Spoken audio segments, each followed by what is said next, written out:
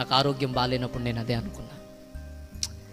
ఆరోగ్యం ఉన్నప్పుడు మీకు విషయం తెలుసా, అసలు నేను 2025 జనవరిలో అనుకున్నా సర్జరీ జరిగితే బలం వస్తే ఇంకా ఎక్కువ సేవ చేద్దాం అనుకున్నా.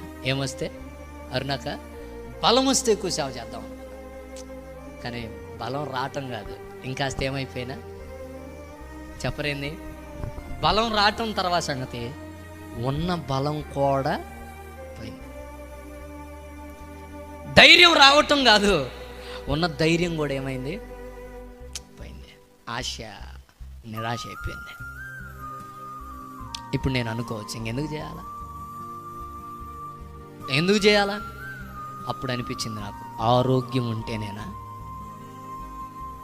ఆరోగ్యం ఉంటే ఎవడైనా చెప్పరేంది, బలం ఉంటే మాట్లాడట్లేదండి మీరు, బలం ఉంటే ఎవడైనా చేస్తాడు.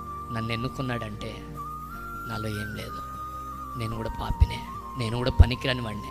నన్ను ఎన్నుకున్నాడంటే ఆయన సంకల్పం నెరవేర్చాల్సిన బాధ్యత ఏదో నా మీద ఉంది. హల్లెలూయా. దానికి ఈ పూచిక పుల్ల అవసరమైంది. దేవునికి స్తోత్రం. మరి అంత భాగ్యం ఇచ్చినప్పుడు ఎందుకు వదులుకోవాలి? ఆరోగ్యం పోయినా,